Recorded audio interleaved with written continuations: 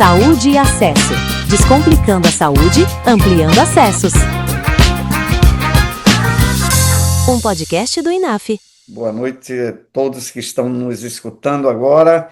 Estamos aqui em mais um lançamento do INAF. Eu tenho a honra aqui de estar um convidado mais que especial, Dr. Denis Aveiana, professor da UERJ, ex-secretário de Ciência e Tecnologia do Ministério da Saúde.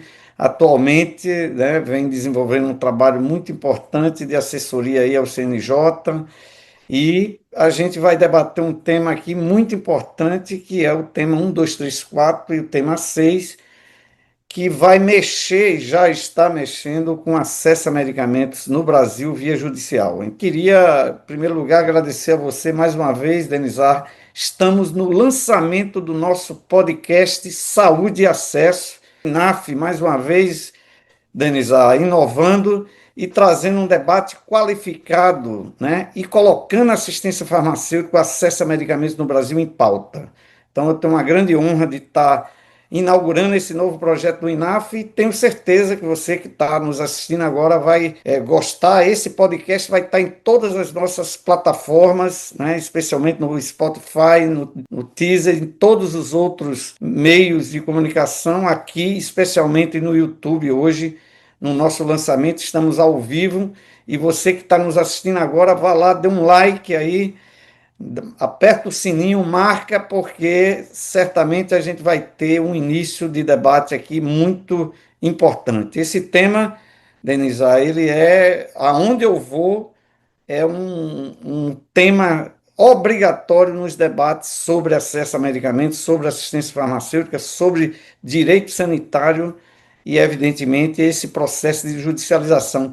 Eu queria iniciar, em primeiro lugar, te cumprimentando aqui, e dizer assim um pouco do que você está fazendo atualmente, que conectou o doutor Denis Aveiana, o professor Denizar, com a judicialização de medicamentos. Eu queria que você falasse, se apresentasse, que apesar de muita gente conhecer você, mas nem todo mundo te conhece, que eu já falei que é professor da UERJ, mas eu queria que você contasse um pouquinho dessa trajetória mais recente sua com relação ao tema de judicialização de medicamentos. Seja bem-vindo. Muito obrigado, professor Lindenberg. Boa noite a todas e todos os ouvintes, audiência sempre qualificada do INAF.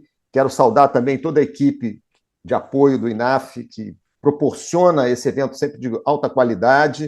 O professor Lindenberg é uma liderança importantíssima nesse setor, porque criou realmente um legado de capacitação, um legado de discussões de alto nível para que a gente possa avançar no acesso com qualidade e sustentabilidade. Esse tema me parece extremamente relevante diante das proporções que a judicialização nos diferentes níveis atingiu no Brasil, seja na saúde suplementar, no SUS. Era necessário que o STF tivesse um posicionamento mais firme através da chamada súmula vinculante para tentar, perante os magistrados de primeira instância, né, estamos falando lá na ponta, tivesse um alinhamento das decisões em relação às judicializações na área da saúde, especificamente nesse tema muito voltado para os medicamentos. Por que eu fui instado a participar disso? Em determinado momento, no segundo semestre do ano passado, quando o ministro Gilmar Mendes assumiu a liderança de todo esse processo, ele entendeu que algumas ferramentas seriam úteis nessa discussão, como o compartilhamento de risco, que foi um projeto do qual o professor Lindenberg também participou na nossa passagem pelo Ministério da Saúde, no projeto piloto, lá em 2019 e 2020. Então, o ministro Gilmar Mendes entendeu a necessidade de trazer isso também como mais um alicerce nessa discussão para viabilizar acesso, mas também com sustentabilidade. Além disso, discussões como também propostas naquele período do Ministério de uma agência única de avaliação de tecnologia em saúde, esses temas foram reconduzidos na pauta do STF. Foi por isso que eu fui convidado a fazer apresentações, participei da audiência pública no final do ano também lá no STF, junto com o Ministério, com representantes do Legislativo, e isso vem tomando cada vez mais força. Agora, nós vamos também, me senti honrado, fui convidado para participar do Fórum de Lisboa desse ano, que acontece todo ano na cidade de Lisboa, liderado pelo ministro Gilmar Mendes, com várias representações nos três poderes estão lá, além das representações de fora, principalmente da Europa, e a gente vai discutir muito esses temas da precificação dos medicamentos, do acesso, da busca de uma equidade tão necessária no sistema de saúde. Então, foi por isso que eu fui capturado nessa discussão, da qual eu cada vez estou mais envolvido e mais motivado em contribuir para a gente conseguir esse equilíbrio. Um equilíbrio que passa pela discussão de preço justo, que é aquele preço que continua incentivando a inovação, o investimento de risco que a indústria faz na descoberta de novas moléculas, mas, ao mesmo tempo, garantindo acesso para dar equidade. Então, são temas muito caros para mim e certamente para o professor Lindenberg também, que a gente busca como pesquisadores, como gestores, como formuladores de política do SUS. Muito bem, eu queria que você colocasse aqui para a gente, Denise, essa decisão que o Supremo tomou recentemente, ela foi uma ação lá de trás, né?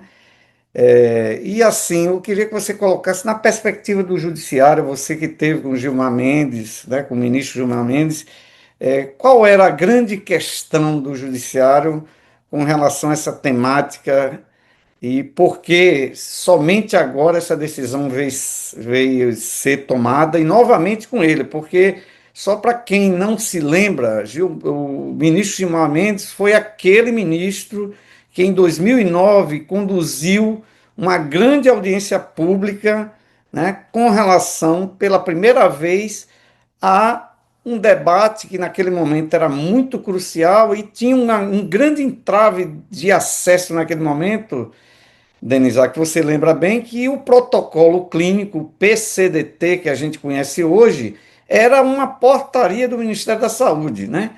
Houve uma grande audiência pública, porque as ações judiciais naquele momento tinham chegado a um número muito vertiginoso, se eu não me engano, 200 mil ações no Brasil, e existia uma grande reclamação do Ministério da Saúde que não se seguia o protocolo, porque o protocolo era o instrumento, né, que era essencial para que pudesse conduzir o acesso boa parte da população.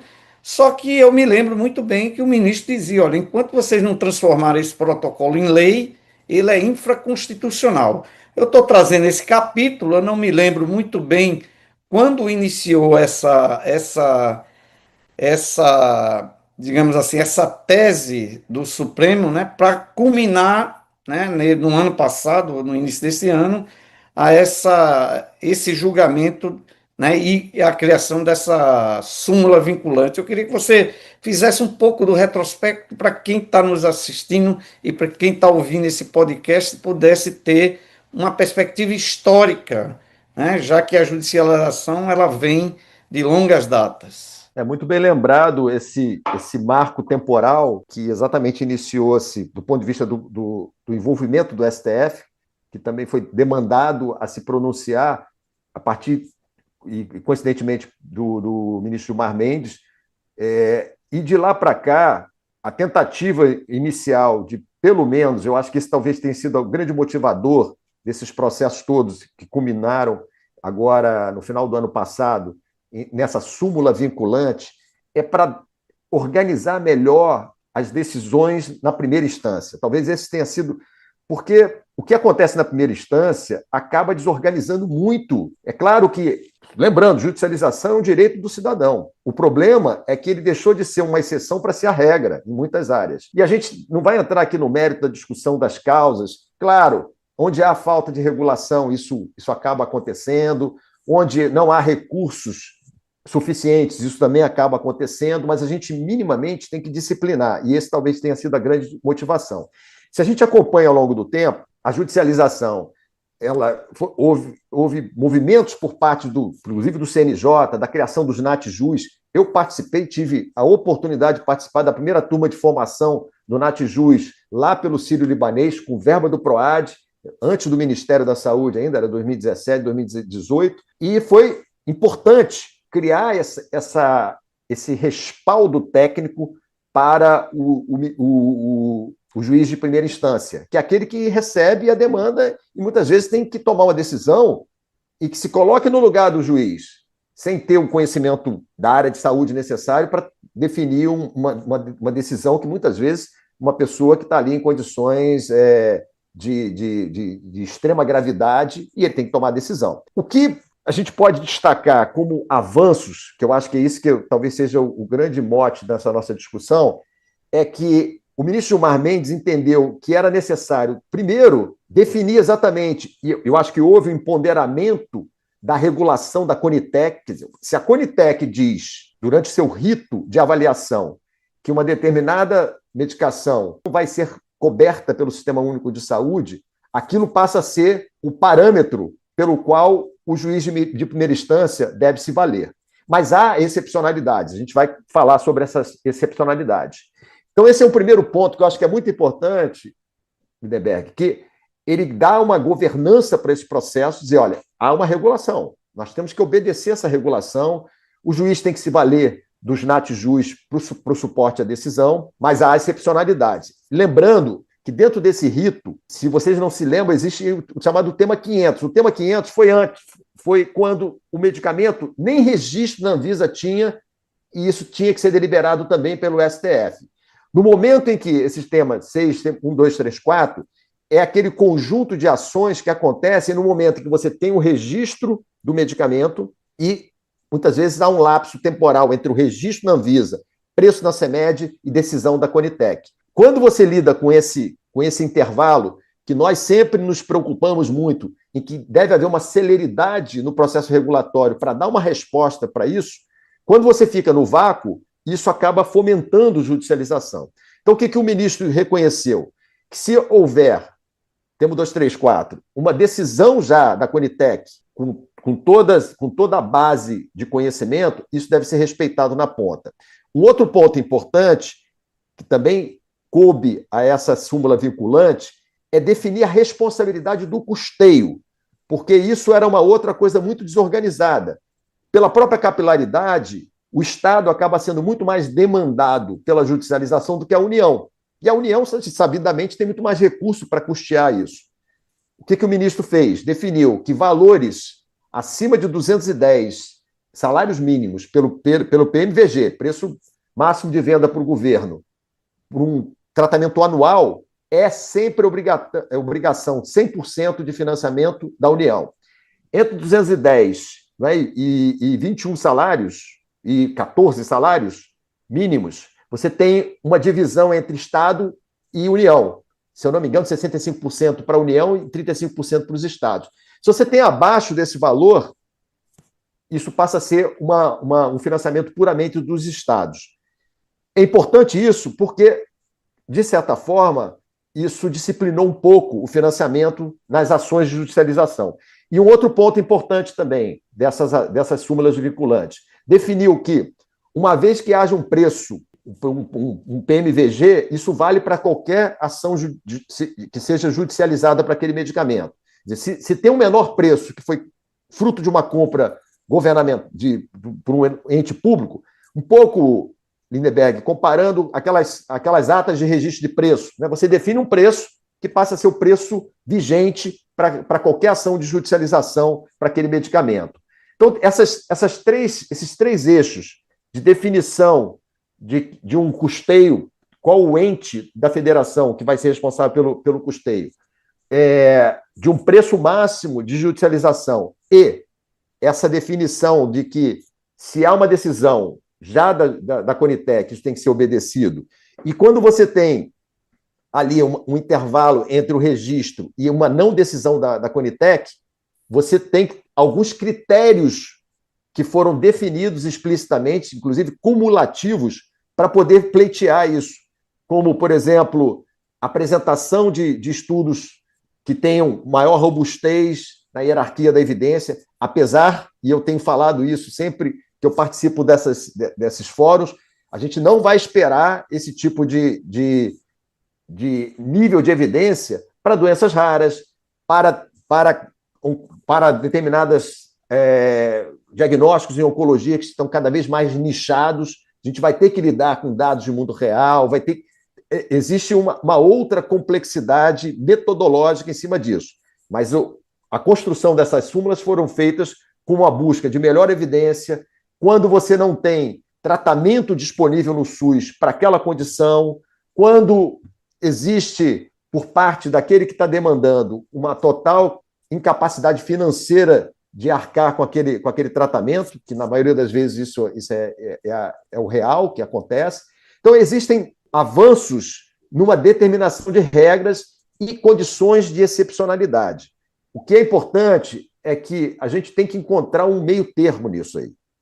Existiu, por parte de algumas representações, uma preocupação muito grande quando o STF começou a veicular esse tipo de súmula vinculante, de que ia cercear totalmente o acesso. Eu não vejo dessa forma. Eu vejo que nós temos que encontrar esse ponto de equilíbrio e talvez tenha sido essa a grande motivação por parte do ministro Gilmar Mendes de lançar essas súmulas.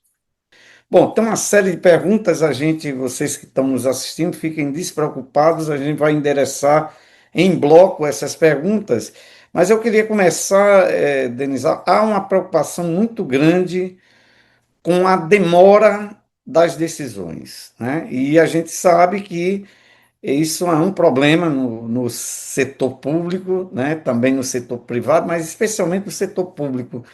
Fora a súmula vinculante, né? Como o judiciário é outro sistema, né? Como é que vai endereçar esses casos específicos que são a excepcionalidade? Vai ser através de portaria, resolução? Não sei, eu estou conjecturando aqui, mas vamos lá. Quando o indivíduo, por exemplo, medicamentos orais, vou trazer um caso concreto até para você poder responder de forma mais objetiva. Para câncer, né, que são os medicamentos orais que não têm cobertura no plano de saúde e não foi incorporado, por exemplo, na Conitec. Como é que vai se dar o acesso caso, por exemplo, haja comprovação que isso tem evidência, mas ainda não chegou na Conitec para avaliação, não houve demanda? Qual seria, assim, na perspectiva do paciente ou do representante dele, o que fazer nesses casos? Isso é uma das excepcionalidades, quando você não tem ainda um julgamento por parte da Conitec de necessidade de apresentação das evidências científicas, a demonstração de que o SUS não tem um tratamento semelhante já disponível, daí a necessidade de você trazer essa nova terapia. Isso cai dentro de uma das excepcionalidades, quando você não tem um posicionamento ainda da Conitec, e esse posicionamento, quando a Conitec demora a responder, isso também cria uma janela de excepcionalidade por parte do demandante. Esse é um ponto importante, o que exige por parte do sistema regulatório também uma celeridade nesse processo, né? Eu gosto sempre de citar, Lineberg, o exemplo exitoso no país, que foi a incorporação dos medicamentos para hepatite C, aqueles medicamentos que realmente eram inovações, Sofosbuvir, Cimeprevir, da Clasdavir, onde houve um alinhamento por parte do registro da Anvisa, preço na CEMED e incorporação na Conitec. Isso deu celeridade. Você não tem judicialização por parte para essas terapias na área né, das hepatites virais, e o Brasil conseguiu um dos menores preços mundiais. Mostra que, se houvesse alinhamento, que foi o que a gente buscou no conceito de uma agência única, de tentar unificar os processos e ganhar mais celeridade, para tentar mitigar um pouco da judicialização. Mas, respondendo à tua pergunta, esse caso que você comentou, ele é uma das excepcionalidades. Quando você ainda não tem um posicionamento, existe uma janela de oportunidade para apresentação desse pleito em relação à cobertura. Então, vamos complexificar a pergunta. E se este medicamento em particular ele tem um valor acima dos 210, né, salários mínimos, ou seja, ele vai ser da União, né, a responsabilidade de financiamento da União. Mas a Conitec não julgou. Como é que se dará essa operação, né? O paciente, ele mora no Rio de Janeiro, por exemplo, no seu estado. Ele vai judicializar quem? O Ministério se ele já tem no critério. Isso não está o fluxo de informações. O judiciário definiu alguma coisa com relação a esse fluxo? Não sei se eu fui claro, né? Não, não, bem lembrado o ponto, porque não é o cidadão que tem que entender, se a conta final é mais de 210 salários mínimos por ano, eu tenho que ir na União. Não, se ele entra pelo Estado, que é o caminho natural, pela própria capilaridade, né, do judiciário estadual, a conta vai para a União, entendeu? Não sei se você se recorda na nossa época, mas houve muita demanda por parte dos estados, onde ainda não havia essa discussão, né, do tema 6 e do tema 234, mas que o Estado apresentou a conta para a União. Falou: olha, isso aqui eu tenho que ter a contrapartida. E a União teve todo um planejamento de ressarcimento do Estado. Agora, o STF definiu que nesse valor, 100% é demanda, é financiamento da União. Se você tem naquele intervalo, você tem a proporção do Estado, 35%, 65% da União. Mas essa conta já é dividida independente da porta de entrada que acontece. Eu vi até aqui uma das mensagens perguntando sobre o município. O município não foi posicionado dentro desses temas como financiador, mesmo sabendo que existem municípios que são gestão plena do SUS, não é? Nós estamos falando da cidade de São Paulo, as grandes capitais, que muitas vezes tem mais até do que pegar a cidade de São Paulo, tem mais do que a maioria dos estados brasileiros. Mas, do ponto de vista do financiamento nesses temas, eles não foram contemplados. Isso foi um acordo, evidentemente, né? Pois é, isso houve toda a tentativa de um alinhamento com o Ministério da Saúde, na época, a ministra Nízia e seu secretariado, a discussão também do ponto de vista dos estados, os estados se sentindo muito. E tem estados que realmente ficaram muito fragilizados nesse processo, porque não tinham como arcar. Então, é importante esse reposicionamento, que a gente sabe que a União é que tem maior capacidade de fazer frente a essas demandas financeiras. Muito bem, estamos aqui com o doutor Denis Aviana, né? Estamos debatendo um tema 1, 2, 3, 4 e o tema 6. Eu queria fazer agora um questionamento muito importante, que é com relação à equidade, né? Eu fui gestor há algum tempo e sempre que se coloca para o gestor, ele tem que equacionar aquele orçamento dentro, né, daquele exercício fiscal. Mas, assim, há uma preocupação muito grande para doenças raras que você citou, né, que é um tema bem importante em relação à equidade. E qual é a grande preocupação? Porque boa parte dessas doenças elas não têm evidência nível A, né? Como está lá na súmula auriculante. Se é uma exceção, os pacientes que já foram judicializados, que recebem o medicamento hoje, isso vai ser cortado geral? Olha, a partir de hoje você não tem mais porque agora a regra é essa. Né? Eu queria que você colocasse essa fase, vai ter uma fase de transição para essa questão. Não sei se eu fui claro, porque há uma preocupação de quem já tem o direito adquirido, digamos assim, né?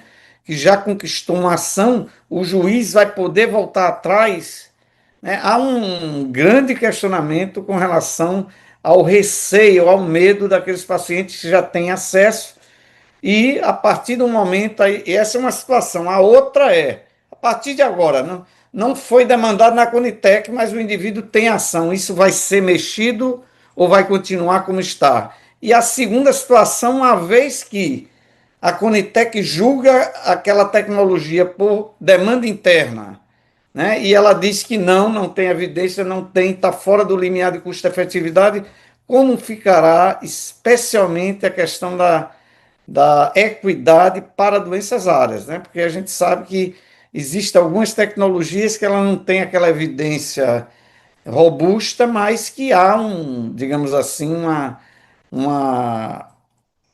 qual é o caminho? Será o monitoramento do efeito, da efetividade do tratamento? Então, tem muitas questões em dúvida. Eu queria que você trouxesse, assim, muito mais, assim, você assessorando o Supremo aí, o ministro, qual vai ser a ação do Supremo com relação a esses temas, entendeu? Deixa eu fazer até uma nota aqui. Eu não estou assessorando O o STF, o ministro.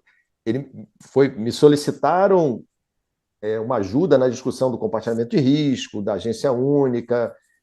Não tenho esse papel de assessorar e continuo ligado às discussões, porque é um tema de interesse, né? O STF está monitorando, inclusive, o resultado disso, isso é fundamental. Mas você tocou num ponto fundamental. E eu vou compartilhar o entendimento de magistrados do CNJ que estão acompanhando isso também, porque eu não tenho. A minha competência Claro, jurídica é muito limitada. Não? Eu sou um médico, a minha interpretação, muitas vezes, ela fica muito aquém.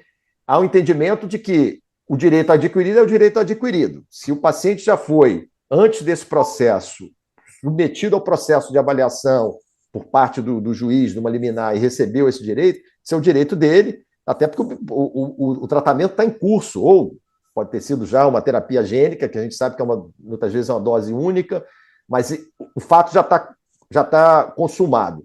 Você levantou uma coisa importante, que eu não vi ainda essa discussão. Vamos imaginar que o paciente está em vigência de tratamento, aí é um tratamento continuado, ele precisa continuar a receber o medicamento, e existe a partir de um determinado momento, a Conitec passa a ter um posicionamento contrário àquela incorporação. Esse é um tema sensível e eu entendo, e eu estou pensando, pegando o papel do gestor, um pouco, o chapéu do gestor, você tem que dar um encaminhamento diferenciado também para esse paciente. Né? Será que, a partir do momento que você tem uma alternativa terapêutica semelhante, você possa substituir, mas enquanto isso não acontecer e o paciente já está recebendo aquilo, é o direito que ele adquiriu por aquela demanda, e uma demanda dentro do trâmite constitucional legal. Então, esse tem sido um pouco o entendimento dos magistrados CNJ, onde você também encontra o direito, você sabe, né, Lindeberg? Ele é muito de interpretação. Existe muito da interpretação, onde algumas áreas você tem uma zona cinzenta disso aí. E eu acho que isso é parte também, você tocou no ponto fundamental, esse talvez seja o tema mais sensível da equidade quando você lida com doenças raras, né, por conta até da característica da doença. É um número menor, mas tem um impacto maior, geralmente tratamentos mais unitários de maior custo, onde você também tem esse ponto que você destacou, evidências que não são robustas como doenças prevalentes, por uma questão puramente metodológica mesmo, de você não ter um tamanho amostral adequado, você não ter, às vezes, os melhores desfechos para mensurar o resultado, tempo de acompanhamento, tudo isso. Como é que o mundo está lidando com isso? Está buscando alternativas, está fazendo incorporações condicionadas à apresentação de resultados a posteriori, monitorando dados de mundo real, cada vez fazendo o melhor uso desses dados de mundo real para poder qualificar esse processo. Esse é um aprendizado. A gente tem que... Medicina é ciência da incerteza, uma arte da probabilidade. A gente tem que lidar com essa incerteza. É a incerteza biológica que cerca a nossa atividade profissional. E a gente tem que encontrar mecanismos, mas garantindo que o paciente possa ser... Isso, eu até utilizei muito isso na época do Ministério, naquele projeto piloto nosso do compartilhamento de risco. Eu conversei com alguns médicos que estavam conduzindo o processo do tratamento da atrofia muscular espinhal, e eu sempre falava o seguinte, Lindeberg, falei, aonde houver uma zona cinzenta, onde você ainda não tem evidência, vale a palavra do médico que está ali no tratamento, que vai ter como julgar melhor se deve ou não dar continuidade ao tratamento. É uma das formas que a gente tem que lidar para poder minimizar um pouco dessa fragilidade de evidências, de buscar realmente o acompanhamento dessas populações, mas, de certa forma, tentar avançar. Porque a pior atitude, a pior estratégia é a inação, é não fazer nada. A gente tem que criar algumas condições para garantir essa equidade. Lembrando, a equidade é tratar iguais de forma igual e desiguais de forma desigual. Você tem alguma informação do impacto já dessas medidas com relação, né, tanto à sustentabilidade do SUS, com relação à mudança de perfil dessas tecnologias judicializadas? Você tem alguma informação nova para nos trazer, Denizar? Muito interessante a tua pergunta, porque a gente sabe que uma política pública, isso virou uma política pública, não necessariamente implementada pelo Executivo, mas isso foi uma ação do Judiciário. Eu estive recentemente com a conselheira Daiane, do CNJ, que faz um trabalho fantástico na liderança do Fonajus, que é o fórum exatamente para lidar com essas questões. Ela comentou, e comentou de público, inclusive, que esse acompanhamento ao longo desse ano das ações, que em determinado momento no início do ano houve um certo arrefecimento das demandas e que, por parte dos magistrados, houve uma maior procura e uma maior demanda dos pareceres do CNJ, do Natjuz, perdão. Faz parte do CNJ, que é o líder dessa ação, demonstrando um pouco uma sensibilização na ponta para o juiz de primeira instância. Eu acho que isso é uma sinalização, a gente tem que ver se isso vai realmente se configurar como uma tendência, ainda são poucos meses dessa avaliação, mas aparentemente uma maior sensibilização do magistrado de qualificar mais o processo decisório dele. Isso talvez seja um dado ainda preliminar, mas uma sinalização que o CNJ está acompanhando. E um detalhe, Lindeberg, só para comentar, o que eu achei que foi muito importante também dentro desse conjunto do Temut 6 e 1234, a criação de uma base de dados de acompanhamento disso, que está sob a vigilância do TRF4, né, o Tribunal Regional Federal da quarta instância, que pega o sul do país, Paraná, Santa Catarina, Rio Grande do Sul, que está acompanhando isso, de criar um grande repositório para saber exatamente se o paciente recebeu o medicamento, o que aconteceu com esse paciente. Isso é muito útil para o sistema. A gente vai ter, inclusive, a oportunidade, vocês que estão nos assistindo aqui, de ouvir todos os lados, né? Hoje a gente está trazendo o professor Denizar, que está envolvido, né? Tem uma militância tanto no setor público quanto no setor de saúde suplementar. E qual é a sua opinião sobre o impacto dessas medidas agora na saúde suplementar, né? Eu fiz uma provocação aqui com relação a aquele paciente que usa medicamento oncológico oral, né, e que, evidentemente, está fora do plano dele. O que é que você acha que acontecerá do ponto de vista de acesso para a área de saúde suplementar? Você acha que vai ter o mesmo caminho do SUS, ou isso vai ter uma regulação diferente, né, já que aquilo é uma relação, pelo menos legalmente diferente, a gente que paga plano de saúde ou quem paga plano de saúde, né, de certa forma tem uma regulação bem diferente daqueles pacientes que dependem do SUS. Você acha que vai ter um impacto, digamos assim, de uma pressão maior para o setor privado? Boa sua pergunta. Antes eu queria só destacar aqui, já agradecer, eu acompanhei um pouco aqui no chat, o Paulo Sérgio de Freitas Cirilo,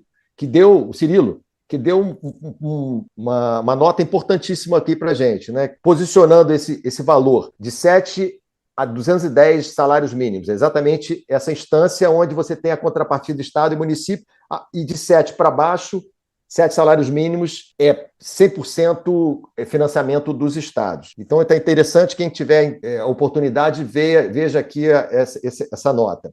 Aquela lei de 2022, assinada ainda pelo presidente Bolsonaro, 14.454, se você não se recorda, que foi uma demanda lá acabou sendo do senador Romário, que definiu o que está incorporado dentro da Conitec automaticamente vai para a saúde suplementar e vai em 60 dias, inclusive.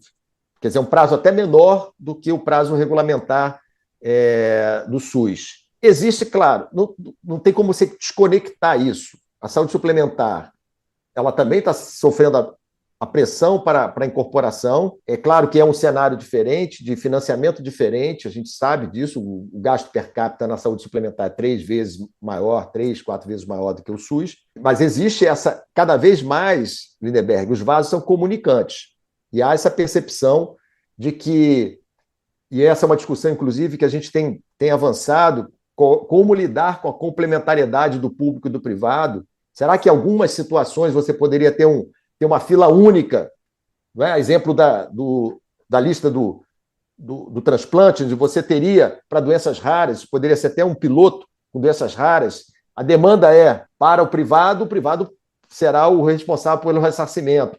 Se é o público, dentro desses critérios, o público fará o ressarcimento. Uma organização mais centralizada talvez favorecesse melhor isso. Mas, respondendo a tua pergunta, se a saúde suplementar vai ser impactada? Vai. Vai porque isso está cada vez mais repercutindo no sistema como um todo. E a gente tem cada vez mais olhar o sistema como um todo e entender que existe vasos comunicantes nisso aí. Não é? Não dá para botar a conta toda no SUS, não dá para botar a conta toda na saúde suplementar. Como é que a gente cria um equilíbrio entre esses, trazendo aonde há gargalos no SUS, as ociosidades da saúde suplementar, da saúde privada, para poder fazer. Isso está acontecendo na área da assistência. A gente está acompanhando, e mais aqui um aplauso à atual gestão do ministro Padilha, do secretário Massuda, entendendo que dentro daqueles gargalos do SUS, de acesso a especialista, acesso a exames, a procedimentos, se não tem no SUS, vai contratar do privado. É isso aí, o doente quer ser tratado. Não interessa se é filantrópico, se é lucrativo, se é um hospital público, 100% público. O doente quer ser tratado. A gente tem que levar essa lógica também, de alguma maneira, de encontrar mecanismos, e o mundo está avançando nisso, mecanismos híbridos de financiamento, chamado blended finance, que é você encontrar recursos de origem pública, recurso de origem privada, recurso filantrópico para garantir políticas públicas. Na área da saúde, há exemplos na Índia, há exemplos na África do Sul, para que você possa cada vez mais fazer frente a essa discussão. Os sistemas de acesso universal no mundo, de uma maneira geral, estão passando por uma crise. Se você olhar o NHS, uma crise de financiamento, uma crise de produtividade. A gente tem que encontrar cada vez maneiras mais inovadoras também, do ponto de vista gerencial, para fazer frente a isso. No financiamento, na oferta, no monitoramento, para que a gente possa minimamente garantir um equilíbrio nisso. Muito bem.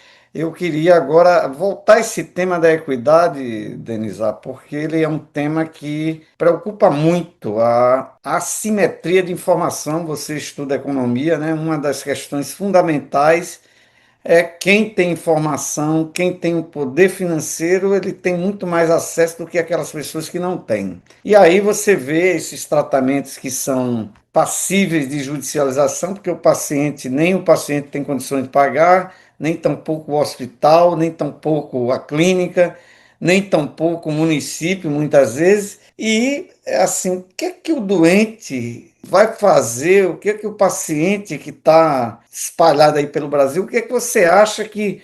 Eu acho que o papel das associações de pacientes é muito importante. E o papel das ouvidorias, porque eu fico imaginando o que é que esses doentes vão fazer se ele não tem aquela informação, né? Até para aqueles medicamentos que ele é prescrito, está na lista do SUS, está no componente especializado, a burocracia é extrema. Imagina um paciente desse para ter acesso via judicial, né? Esse limbo é que preocupa muita gente. Eu tenho sido muito perguntado, né? E os pacientes, como é que vai ser esse acesso?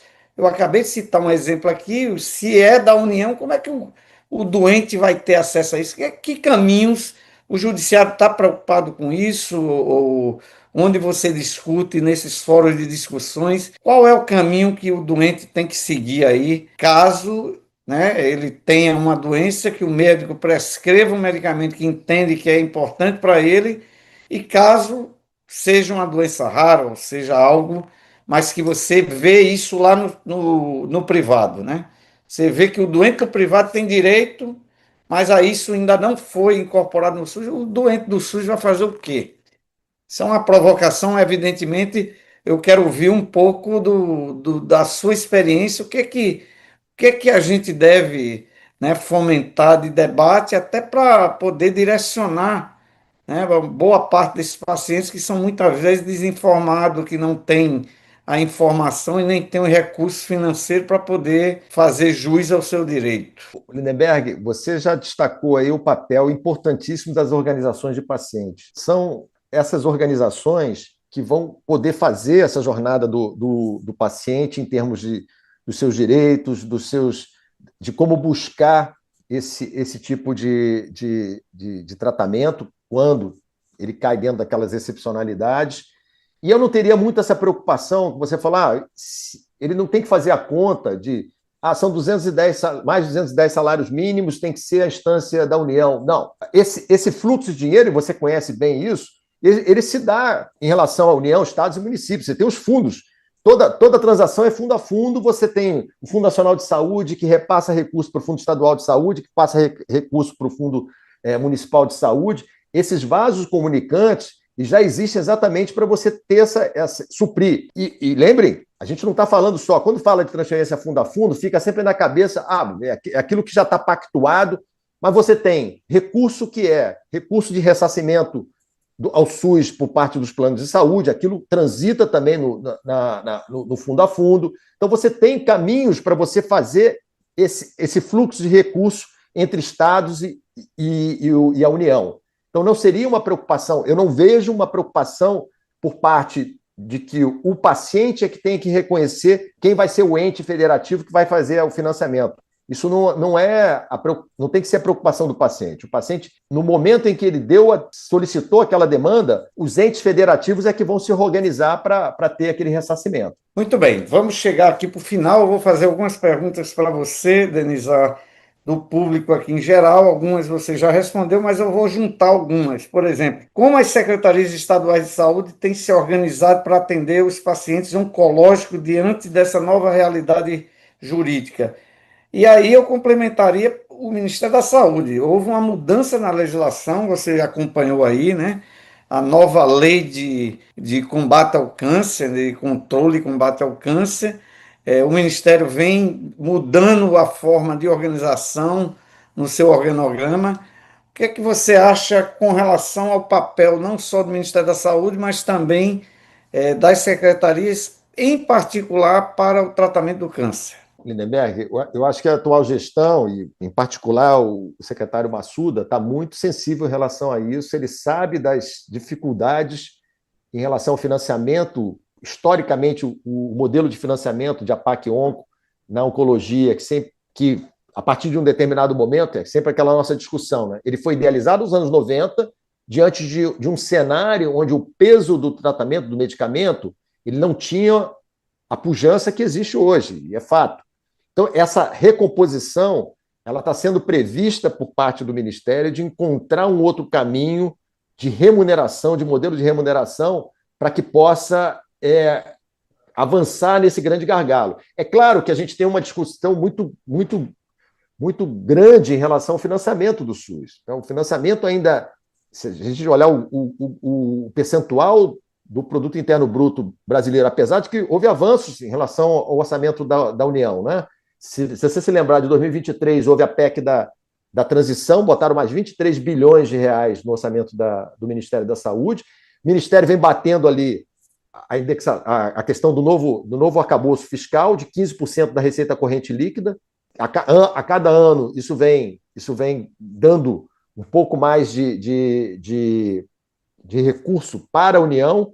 Os estados e municípios, a maioria já muito sufocado em relação a isso, mas a gente sabe que depende da União conseguir botar esse orçamento da saúde num outro patamar. Não é simples, está todo mundo acompanhando as discussões que o Ministério da Fazenda tem na tentativa de trazer mais fontes de arrecadação. O Brasil já é muito tributado, o Brasil tem tributação padrão OCDE, mais de 30% do PIB é tributação no país, um país que tributa muito e gasta mal, do ponto de vista de política pública.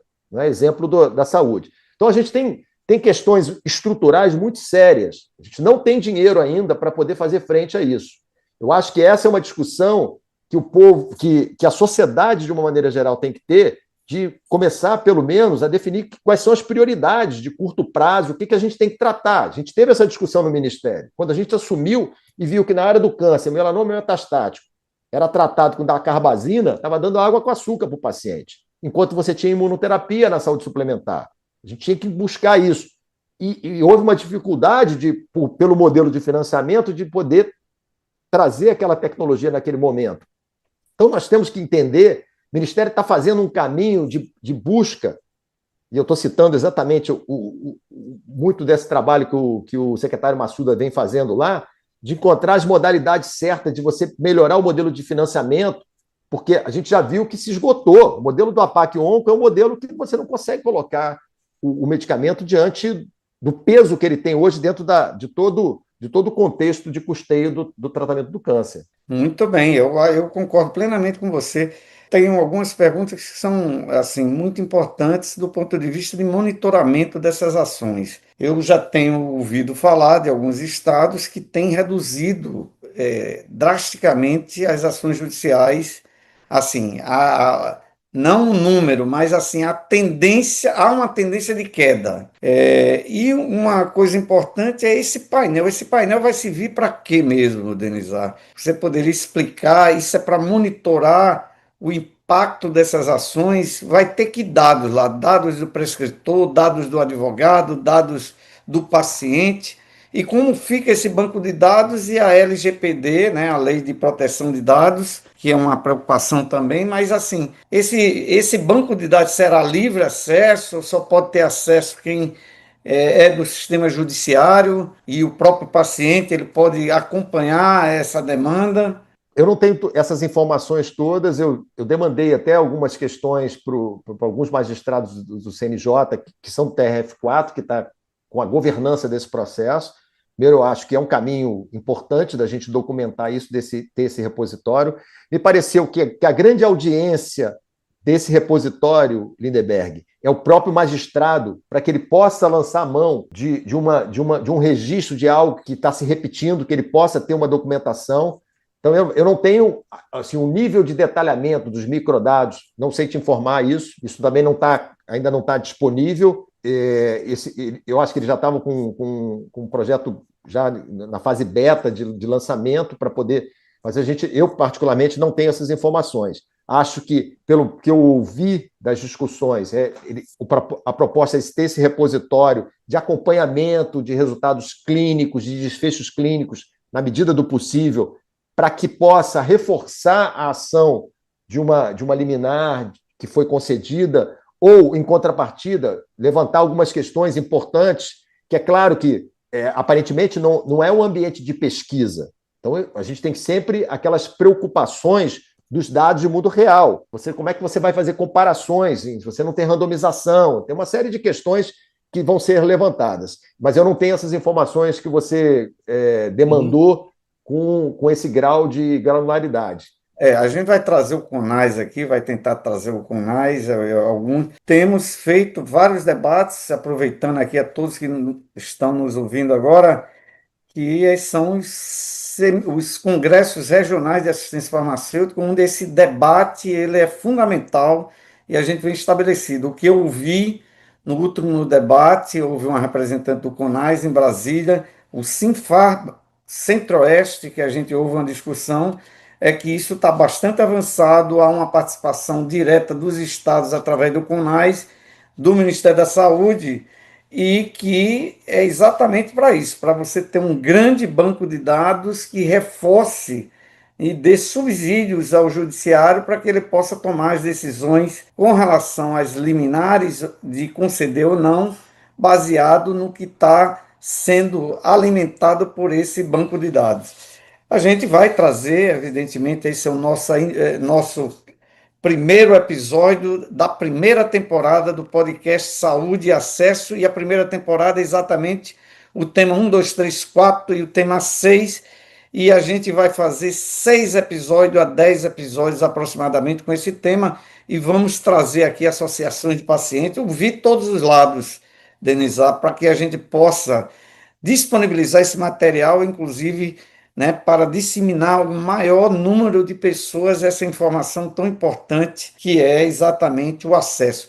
A gente está chegando, caminhando aqui para o final, eu queria ouvir, você é otimista com eu tenho ouvido assim que, mais uma vez, o judiciário está regulando o acesso a medicamentos no Brasil. E, por outro lado, eu vi a atuação desse judiciário que propiciou, por exemplo, a criação da Conitec. Foi uma das grandes, digamos assim, conquistas que o SUS teve, de certa forma, uma participação naquela audiência pública que eu citei, né, e que, de certa forma, organizou o sistema. você é otimista com relação, porque de fato uma coisa é concreta, né? Era uma bagunça, digamos assim, do ponto de vista de informação, e a gente tinha o judiciário decisões totalmente, digamos assim, contraditórias, né? Para alguns pacientes dava sim, para outros dava não, e você não tinha, digamos assim, um guia a se guiar. E agora se tem certamente um nível de organização desse processo de acesso via judicial bem, digamos assim, complexo, né, que é, mas agora a gente tem um caminho que eu julgo positivo, né? Mas com relação à sustentabilidade do SUS e com relação ao direito, o famoso direito do cidadão de acesso, você acha que essas medidas que estão vindo aí é para reforçar o papel do sistema, reforçar o papel da Conitec, reforçar o papel regulador do Estado? Lindenberg, eu sou favorável a esse alinhamento dos três poderes. O quanto a gente já viu o legislativo avançando em algumas leis importantes, na construção de um consenso. O judiciário não deveria ser a instância de formulação de política, mas às vezes alguns vazios regulatórios exigem isso, e como você comentou, em determinados momentos históricos isso foi favorável. Então eu vejo um caminho que muitas vezes pode ser, você pode encontrar um equilíbrio entre os poderes para poder avançar nisso aí. Sou otimista. O grande problema, e isso talvez esse é um problema mundial, é que nós estamos cada vez mais na área da saúde sendo impactados com a necessidade de colocar mais recursos, mais financiamento para um sistema onde as pessoas vivem mais e vão gastar mais, e a tecnologia está chegando, e em muitos casos, realmente mudando a história natural da doença, e a gente tem que encontrar caminhos para dar acesso a isso. Isso não é trivial para ninguém. Até o presidente Trump está reclamando de preço de medicamentos nos Estados Unidos. Você imaginar o que está acontecendo, não é simples, não é um ato executivo lá na Casa Branca há umas 3 semanas. Nós temos que encontrar um caminho. E aqui já quero saudar, eu tenho vários amigos que eu vi aqui que estão participando na audiência, muito bom reencontrá-los. E aqui um chamamento aqui para os amigos que são da indústria farmacêutica. A gente tem que encontrar um ponto de equilíbrio no preço dos medicamentos. Essa é uma discussão mundial de encontrar o preço justo, aquele que garante o incentivo à inovação, que a indústria tem que fazer, mas que também garanta o acesso da população a esses tratamentos. Existem discussões que não é o tema aqui, de precificação, modelos de precificação que custeiam tudo, fase pré-clínica, fase clínica, custo capital, produção, moléculas perdidas, teoricamente uma margem de lucro, e você está muito aquém dos valores que estão sendo praticados hoje, principalmente nas terapias gênicas, porque a justificativa de que você está precificando baseado na projeção para frente, né, do valor de redução de hospitalização, onde a gente tem muita incerteza. O fato é que em terapia gênica a gente tem muita incerteza no longo prazo ainda. E já estão precificando, trazendo a valor presente